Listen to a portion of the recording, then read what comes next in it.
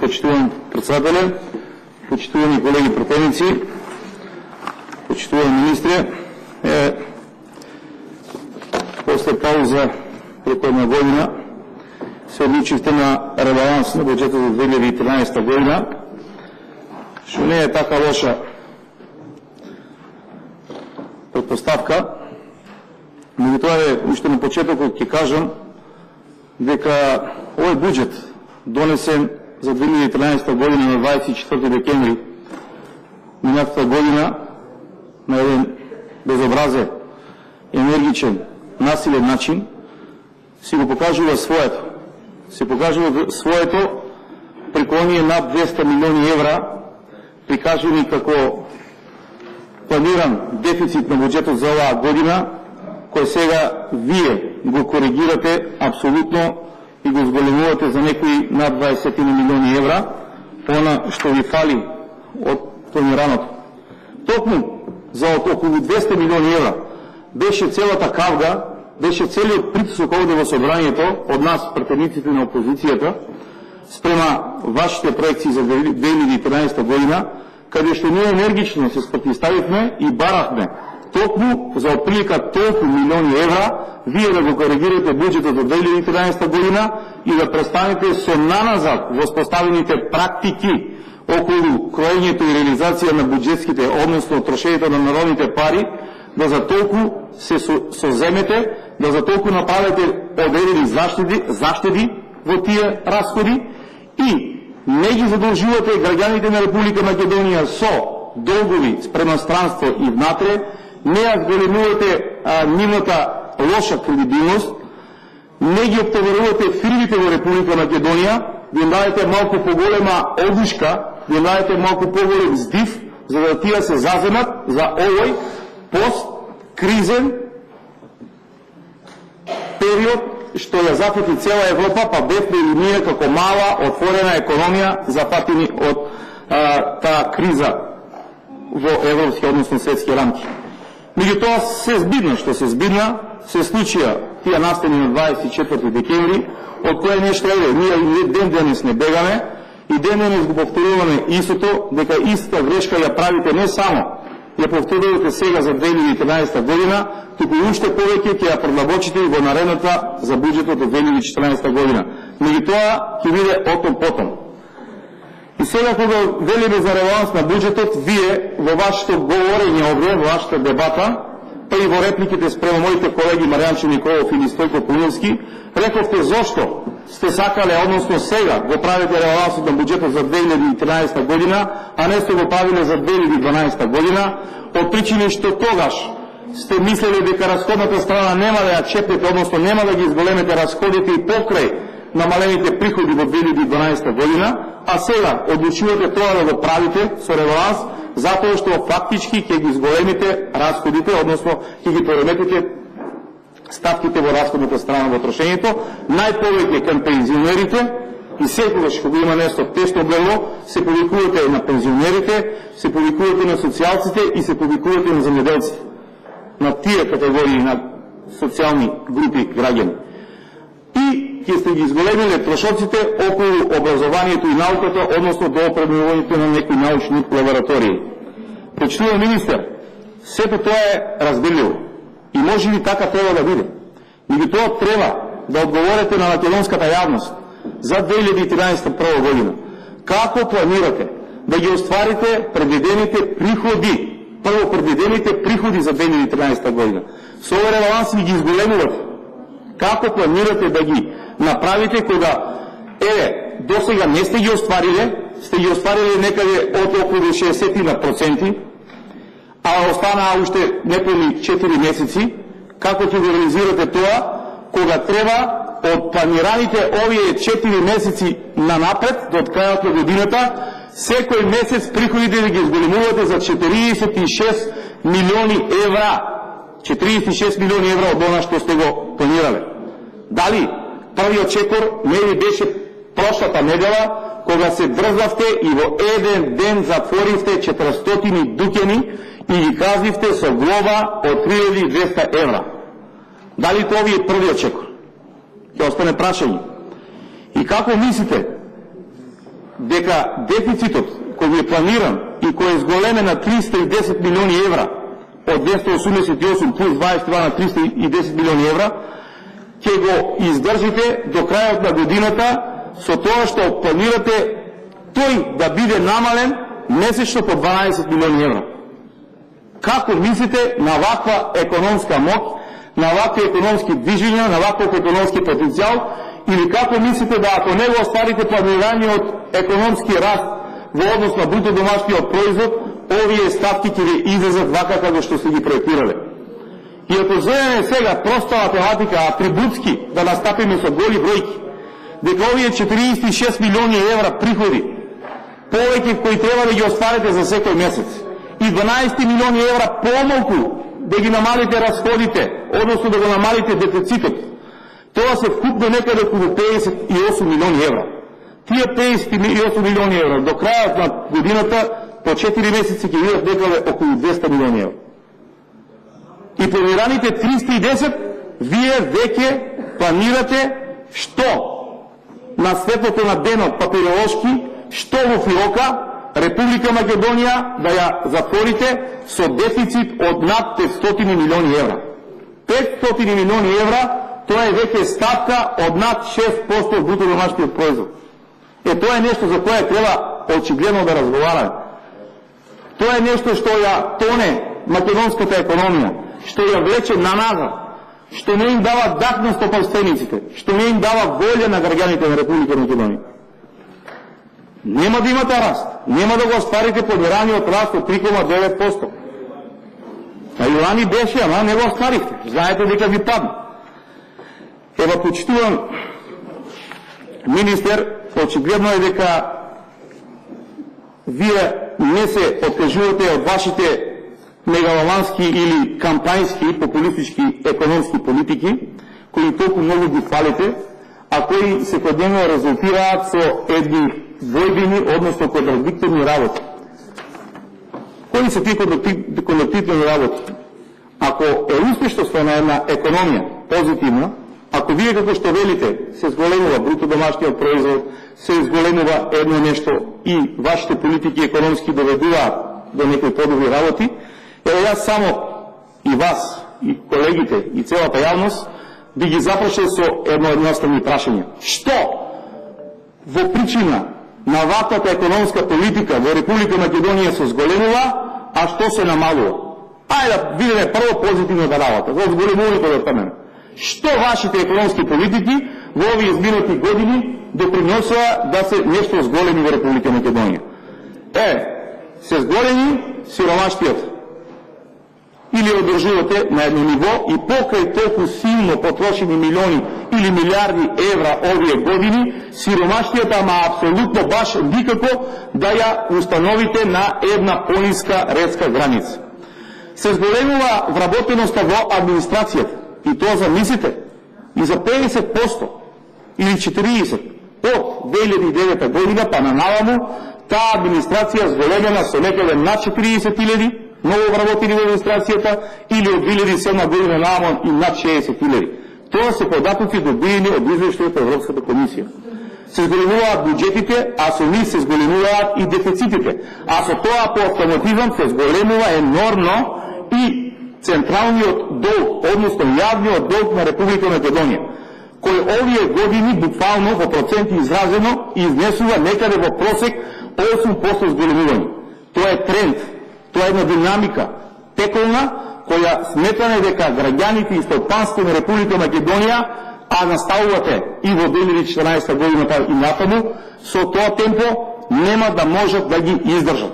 Нема да можат да издржат и она првше кога говорите овде вашето реплика за грчкото сценарио, кој ние не велиме и не сакаме да се случи нити 2013, нити 2014 година, меѓутоа ако продолжи ваквата економска политика секој за некој кус период среднорочен, може и тоа ќе ни се случи. Се зголемуваат криминалните трошења преку јавните набавки. На 40 милиони евра годишно во последната година, септември 2012, септември 2013 година, се потрошени над 40 милиони евра на криминален начин во јавните набавки. Тоа е значи податок кој ни го даваат публикациите кои ги следат состојбите околу јавните набавки во Република Македонија. Се зголемуваат трошењето на народните пари, се зголемуваат казните и глобите. Пазите, почитувани министри. Се дрзнавте во Република Македонија да воведете еден енциклопеден закон за статистика, каде фирмите кои нема да можат, односно нема да дадат навремено или точно податоци спрема Завод за статистика, да ги казнувате процентуално од 1 до 10% од вкупниот приход на фирмата остварен во минатата година. 400 дуќани затворивте до пред една недела во Република Македонија во смисол на фискализацијата, која фискализација веќе ја говорили десетина и повеќе години назад, дека сме дојдени до некој ниво на фискализација, ама се уште произлегува дека тоа ниво ни оддалеку не било така спроведено како вие што го говорите. А не требаше да ги затворите. Да. Апсолутно не требаше, почитуван министр. Значи требаше да ги казните со соодветна мерка, со соодветна износна казна, да им дадете опомена да водите едно статистичко, односно казано досие во Управа за јавни приходи, колку тие дуќанџи имале позитивни, односно во ред записници извршено, а колку тие дуќанчи за 5, 10, 20 или 200 денари не се гласување на казната, денес ќе мора да платат 3200 казна, 3200 евра казна, да го затворат бизнисот или најмалку 15 дена да му биде затворен викендот. Не е тоа селективна примена на законот. Ако доследно водите евиденција, казнена политика, ако имате досие за секој даночен субјект во Република Македонија, вие ќе знаете кои субјекти се примерни, кои се даночни образници, а кои субјекти се непримерни и со кои треба да ги затварате, да ги казнувате и да ги елиминирате од просторите на Република Македонија. И тоа никој не го спори. И тоа така ќе биде еден ден. Верувајте дека тоа многу скоро мора да се случи во Република Македонија. Се зголемува задолжеността на Република Македонија, ја рековме, и се зголемува трговскиот дефицит, кој никако апсолутно не можете да го доведете во ред барем еден квартал, барем едно полугодие или една година, да кажете оваа година беше најповолна за Република Македонија, за нашата економија и трговскиот дефицит го намалисте. Тоа се зголемувањето, почитуван министер. Ајде да видиме кои се намалувањата со вашата економска политика. Дали економскиот потенцијал во Република Македонија се зголемува? Дали стапката на пораст, економскиот пораст во однос на бруто домашниот производ кој вие ја гарантирате или вие ја предвидувате и вие ја пишувате и велите дека е останлива од 3,9% е доволна за да имаме ние економски раст, а од друга страна да го имаме буџетскиот дефицит со поголема стапка во однос на економскиот раст. Имаме рецесија, па така кажете. Се согласувате дека вашата економска политика доведува до намалување на економскиот потенцијал во Република Македонија. Ви благодарам на ова ваше искрено признание. Дали вработеността во реалниот сектор се зголемува или намалува? Ова е многу дискутабилно прашање, многу болно прашање за економските политики на оваа власт, на оваа влада. Значи, тие вработување во реалниот сектор, апсолутно, ние имаме податоци дека од година во година се помалку и помалку. Вие сакате и милувате да говориме овде со факти, со бројки и со табели. Вие, на ваш начин, сега ќе ви кажам за оваа работа. И тоа нема да споредуваме во времето на вашиот претходник, господинот Славко, министар за финансии Славевски.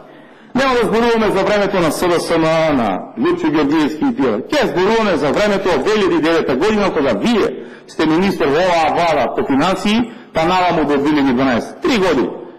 Во овие 3 години во реалниот сектор во 2009 година имало 515.000 вработени. Во 2012 година имаме само 480.000. Кај отишле другите? Тоа е прашање од околу 35.000 луѓе вработени во реалниот сектор кои ги нема во овие 3 години. Загинале.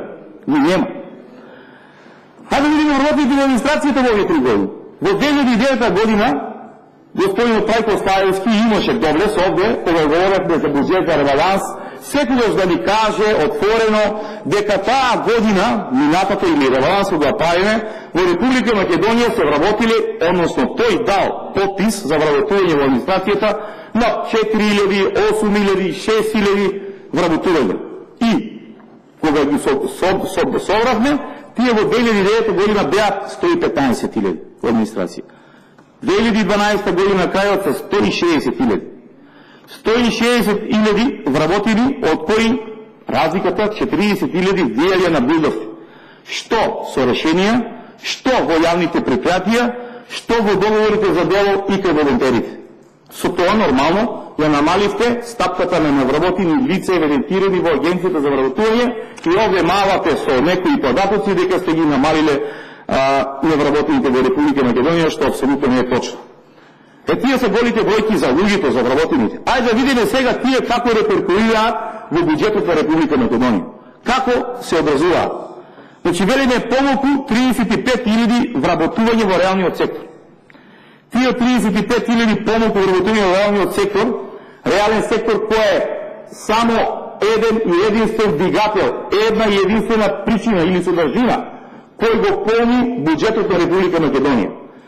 Тие 35.000 помалку вработувања буџетот годишно го коштат некаде од околу 100 милиони евра. Хајде да видиме администрацијата која зголемите за 45.000. Колку по друга страна таа го влече буџетот. Таа зема од буџетот од народните пари кои се наменети за развој на економијата и за подобар стандард на граѓаните на Република Македонија. Тие 45.000 вработени, ново вработени во администрацијата овие 3 години ја коштаат Република Македонија годишно 120.000 евра. Милиони. 120 милиони евра.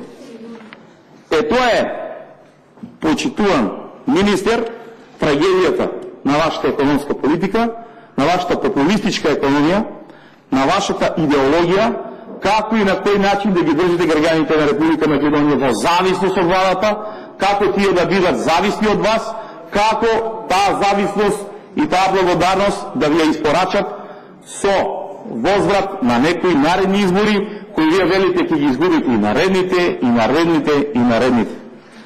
Ама, дали ќе дочекаме и наредни избори, тоа не знам дали ќе биде, затоа што за 6 години, буквално 2014-15, доколку е вашиот мандат, ако немаме условно кажано предвремени избори, Република Македонија овие административци повеќе ќе ја коштаат некаде над 700 или 800 милиони евра.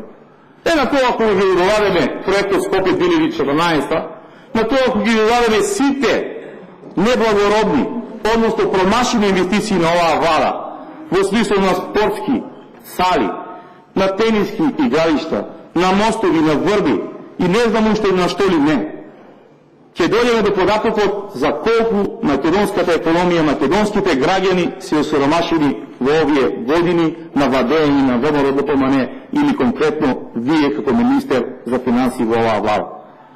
Почитува министер, не ни се пишува добро доколку продолжат ваквите трошења и ваквиот однос на централната влада.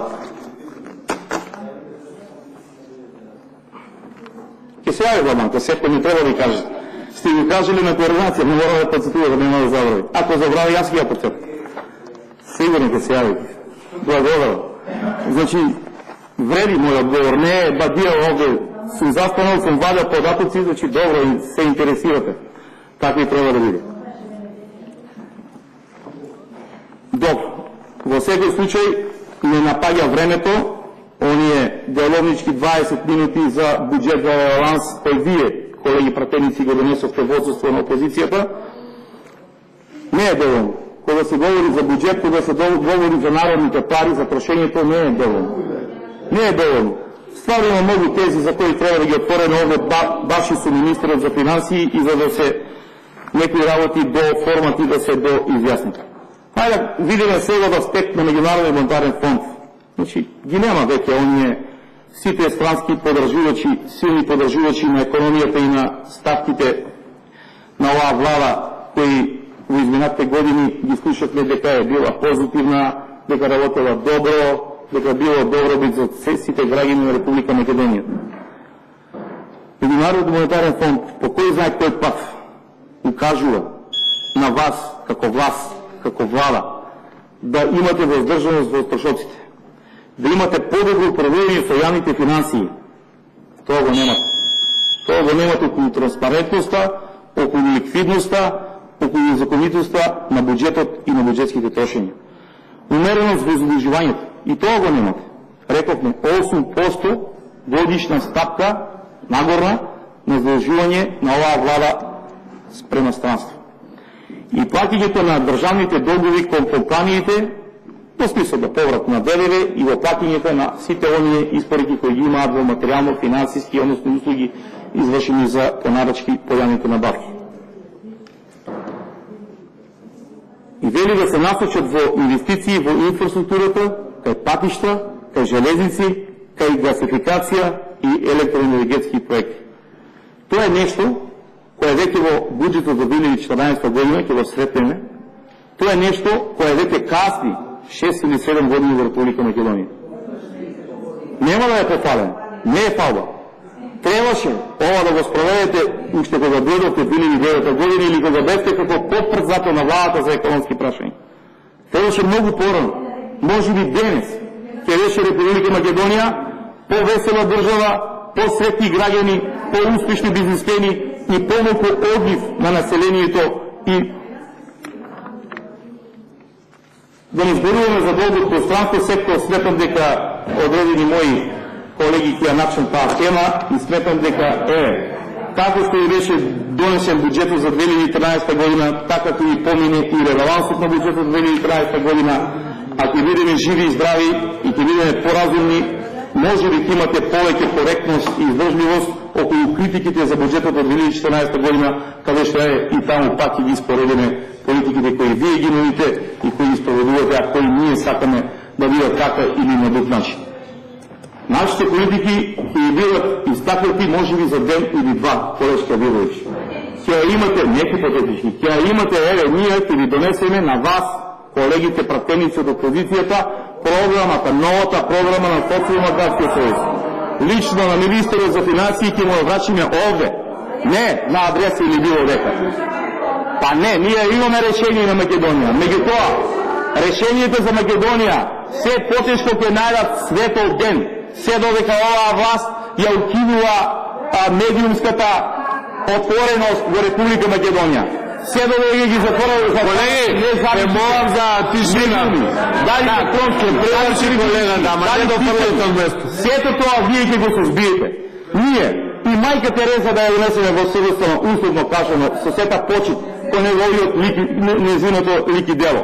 И Барак Обама да го несеме. Оваа власт, оваа кампањска власт, нема што нема да напише, нема што нема да излезе за да го омаловажи и ја омаловажи таа личност. А не па за програмата или за нешто друго кое ќе биде истакнато од наша страна.